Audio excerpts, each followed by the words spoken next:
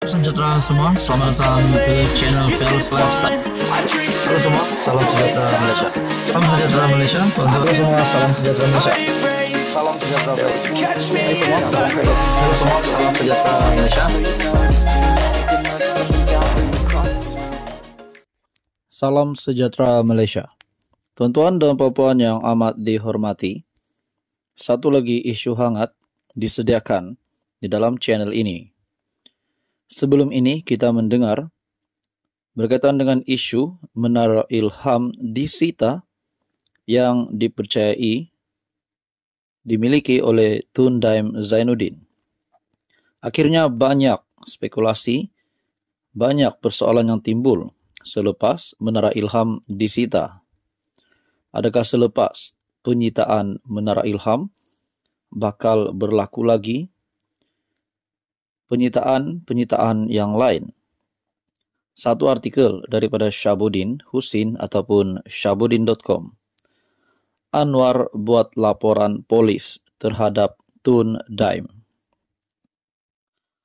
Laporan polis Dato' Sri Anwar Ibrahim terhadap rasuah Tun Daim Zainuddin pada 30 Julai 1999. Laporan polis Tun H.S. Lee 20455-99 pada April 14, 1999. Tatkala memberikan kenyataan di mahkamah, saya telah merujuk kepada beberapa perlakuan rasuah besar oleh pemimpin-pemimpin negara. Saya juga telah merujuk kepada surat-surat dari 3 tokoh korporat ditujukan kepada Tun Daim Zainuddin, ketika itu Menteri Kewangan, yang membuktikan dengan jelas bahawa beliau menerima wang tunai dan saham berjumlah ratusan juta ringgit. Perdana Menteri Datuk Seri Dr. Mahathir Mohamad bukan sekadar menghalang tindakan, bahkan terus melindungi rasuah besar yang dilakukan oleh Tun Daim sejak beliau menjadi Menteri Kewangan buat pertama kalinya dahulu. Malahan, sehingga kini saya difahamkan tidak ada siasatan oleh pihak polis atau badan pencegah rasuah dilakukan. Dengan ini, saya sertakan dokumen sah bagi membuktikan rasuah, iaitu 3 pucuk surat yang masing-masing ditulis oleh Tan Sri Halim Saad, Tan Sri Tajuddin Ramli, dan Tan Sri Wan Azmi Hamzah.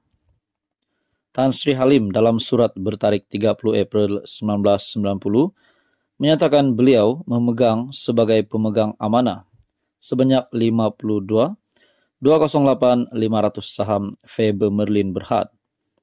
Tan Sri Tajuddin pula dalam surat kepada Tun Daim bertarik 24 Mei 1990 mengesahkan bahawa beliau memegang secara amanah bagi pihak Tun Daim wang sejumlah RM70 juta. Tan Sri Wan Azmi pula dalam surat kepada Tun Daim bertarik 30 April 1990 mengaku memegang bagi pihak Tun Daim wang sejumlah RM150 juta. Ini tentunya sebahagian kecil dari perolehan Tun Daim yang juga bertindak bagi pihak Datuk Seri Dr. Mahathir.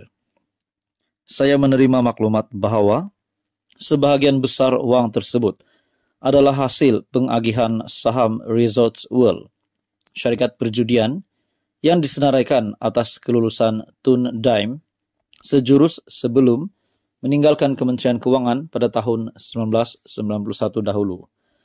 Dengan kaedah sedemikian, beliau telah menggunakan kedudukannya dalam kerajaan bagi mengambil manfaat bagi dirinya.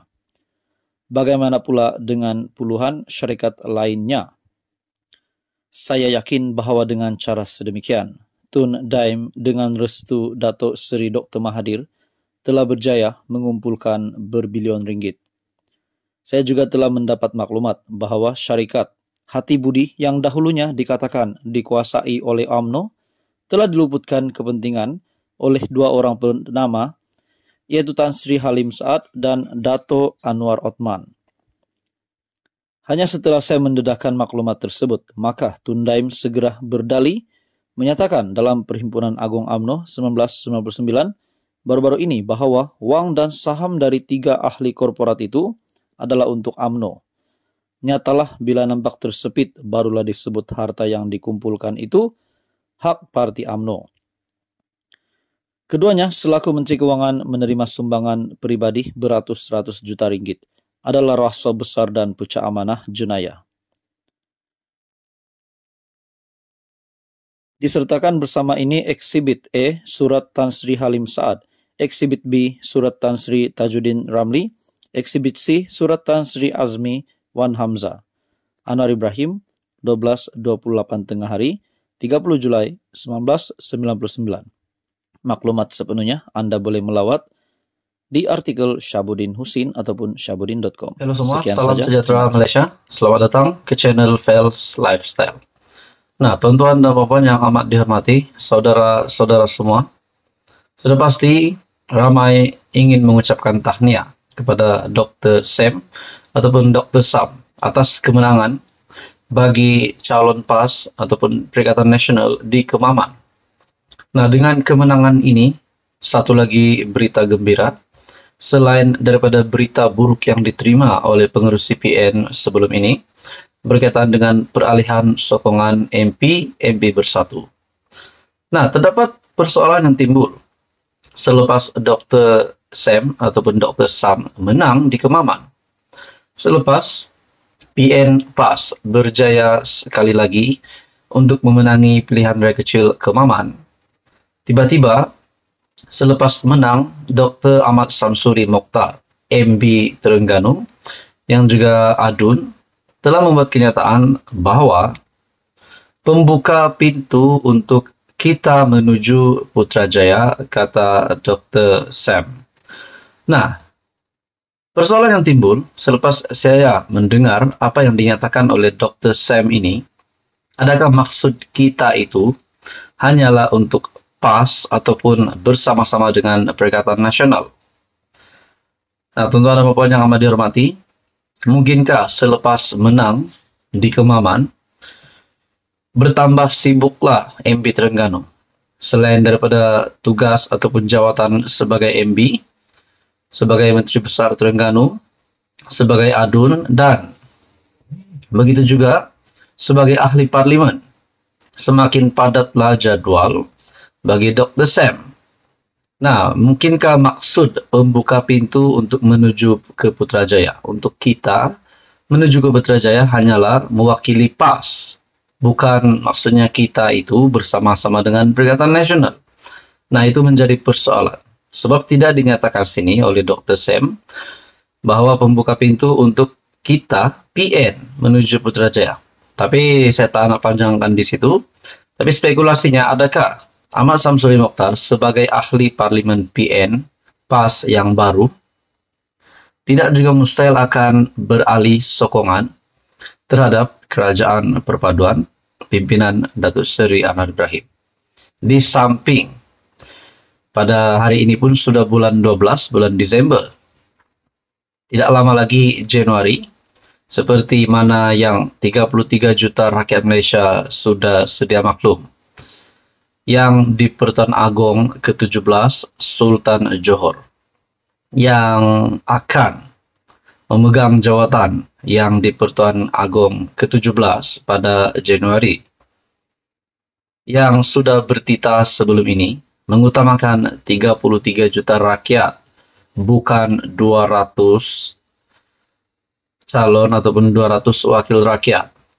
Nah, saudara-saudara, adakah langkah tebuk atap yang mungkin dirancang oleh Ahmad Samsuri, sekiranya dinyatakan di sini, berkaitan dengan pembuka pintu untuk kita menuju ke Putrajaya ini, bertujuan untuk menebuk atap, ataupun bertujuan untuk menyokong Datuk Seri Anwar Ibrahim? Sebagai pemerhati politik bebas, saya amat menolak perkara-perkara yang membawa kepada tebuk atap. Pertukaran kerajaan bagi saya, selepas saya melihat sokongan-sokongan yang diterima oleh Datuk Seri Anwar Ibrahim, pertukaran kerajaan Anwar Ibrahim hanya boleh digulingkan pada pilihan raya umum ke-16. Makna kata, pada pengundian akan datang, bukannya dengan melalui langkah terbuka atap. Nah, saudara-saudara, berkaitan dengan komen, berkaitan dengan spekulasi Dr. Ahmad Samsuri Mokhtar menyokong Anwar Ibrahim, apa komen Anda? Adakah perkara ini relevan ataupun tidak? Nah, saudara-saudara, tontonan Bapak yang dihormati, sekian saja. Teruskan bersama di dalam channel ini untuk info yang seterusnya.